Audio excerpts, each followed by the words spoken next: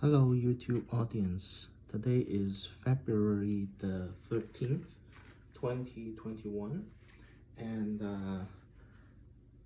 it's snowing heavily outside and I have some deciduous tree in a unheated room for protection.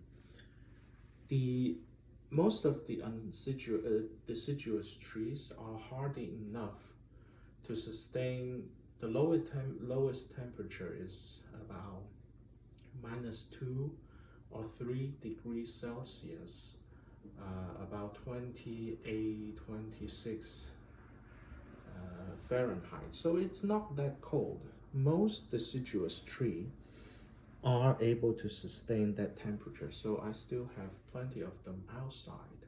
But the deciduous tree that's most susceptible to cold damage are the deciduous trees that has already bud out due to the warm temperature this winter. Overall warm temperature, December, January are both pretty warm.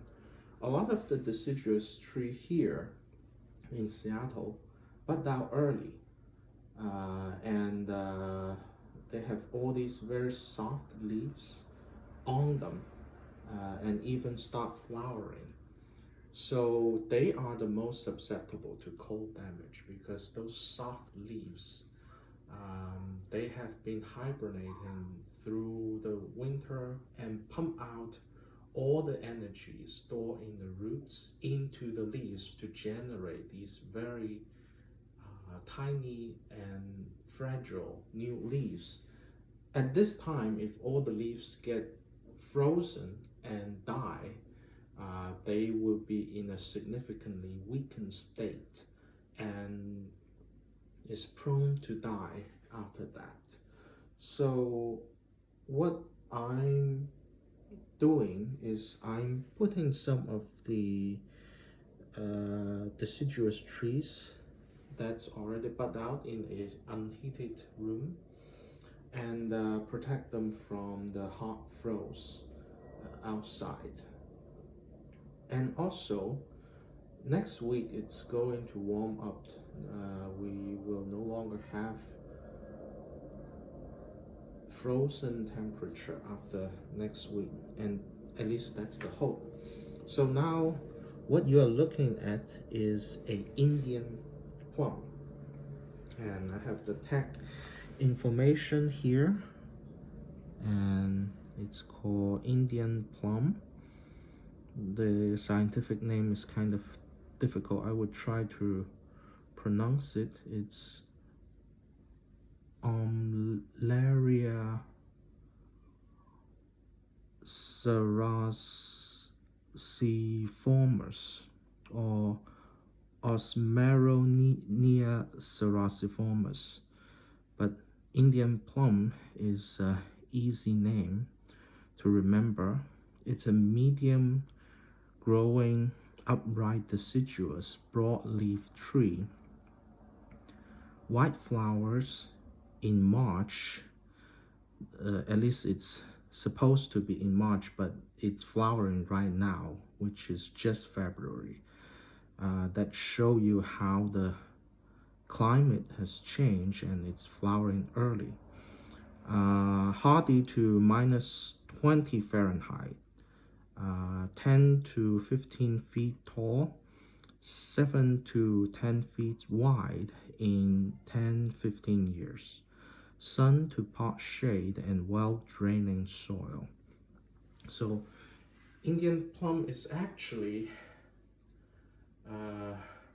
a native species to the Pacific Northwest, so it should be very good fitted for bonsai here. And I think in summer we would get these dark red to black color berry-like plums. I don't know if they are edible, but I'm probably not going to see the plum this year because, as you can see, this tree is very long and leggy, right now. I'm probably not going to keep the full length unless they are very bendable. But I don't think it's very likely I can compact this tree by bending it. Broadleaf trees are normally relatively brittle compared to conifers, so I don't expect to be able to bend these to compact it. So I'm probably going to cut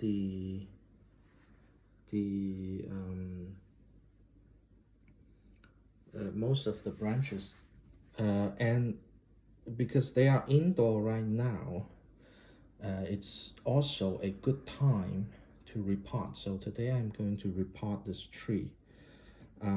Before that, I'm going to show some of the details of this tree before I cut them off.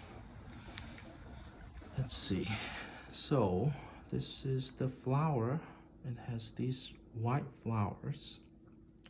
I don't think it's very scented, but they are beautiful tiny flowers. Let me put my finger beside it and you can see it's about the size of my fingertip. Nice and beautiful flowers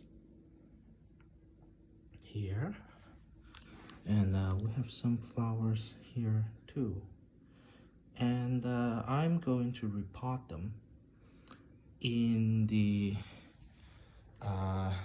this pumice soil, and in this you can call it a net pot, but for Asian people we know what they are used for. We use it to wash fruit and vegetables in, and we have some pumice here, and I'm going to repot it in this pot, and about 2 pot pumice and 1 pot of this original soil it's in. It's full of organic matters, and the organics is going to retain the moisture, but more importantly fertilizer, and the pumice is going to dry relatively fast. So for plant to grow well, it need water, the roots need air. So if you plant the tree in soil like this one that's mostly organic, it's going to have a lot of water and a lot of fertilizer, but it doesn't have enough aeration for it to grow fast. So the reason why I'm planting it in such a porous pot and such a rich a soil that's rich in inorganic is for it to dry fast. At the same time, we would need to be more careful about watering. If we forgot watering for a day or two, it's going to die. But if we water it properly, it's going to grow very fast. And that's the purpose of putting them in such a soil. So the repotting, when we repot, we trim the roots, and that's how we keep the plants small as well as growing in a small container. If there's no space for the roots to grow, the tree would not grow very well, and also the roots will circle around in the pot, and ultimately it may kill the plant because the roots would strangle the plant ultimately. So every time we repot, we trim the roots to provide space for the root to continue to grow.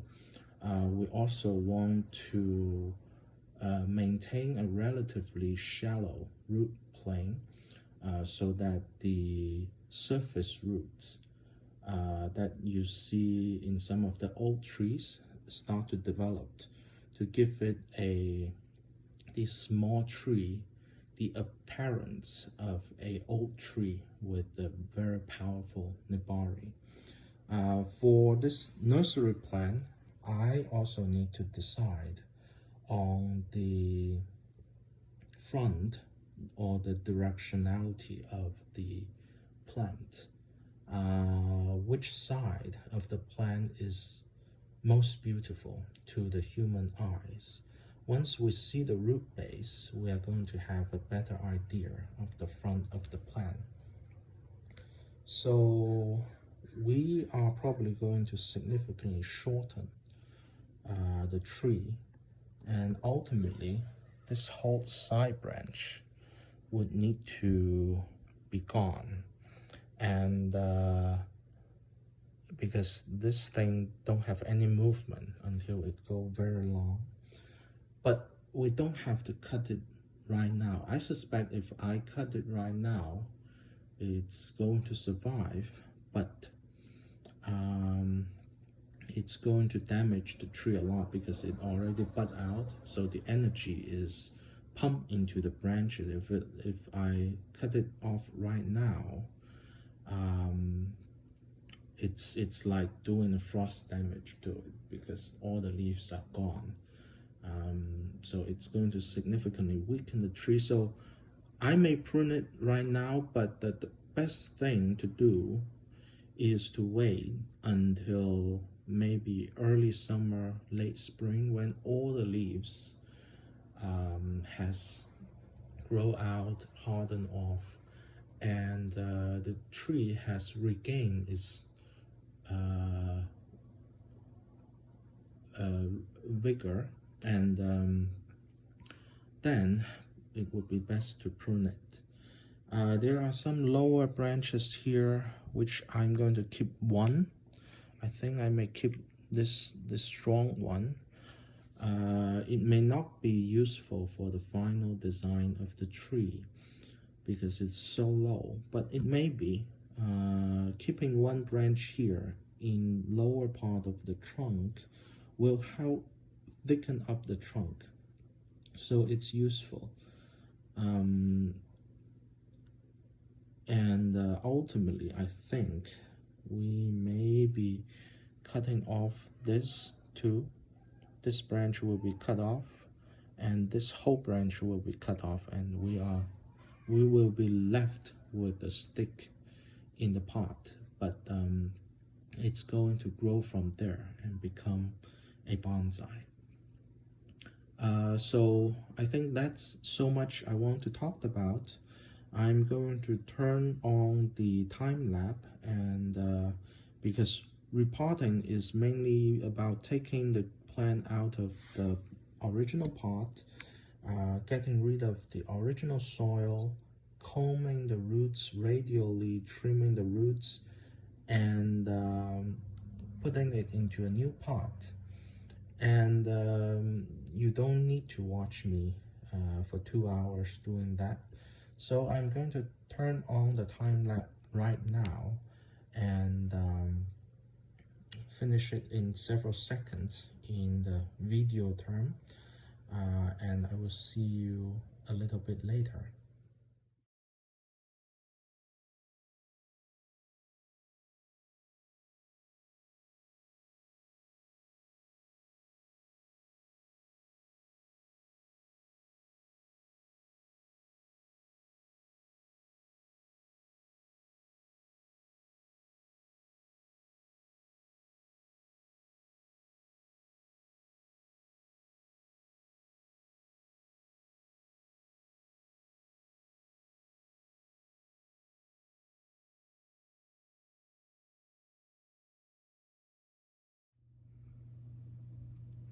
Okay, we're back.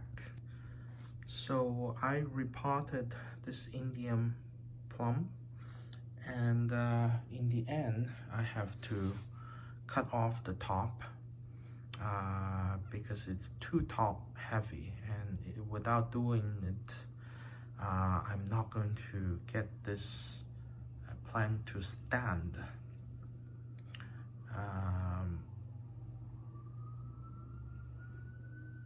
So I have to cut off the top. So as I've explained, this is not the best time to do this. It's already flushed out, and energy is on the top of the plant, and now I cut it off, and basically it gets rid of a lot of the strength of the plant. However, it's spring, so there is hopefully a lot of strength in the plant, and I hope over time it could recover from this. At the same time, what I cut off, I made into cuttings.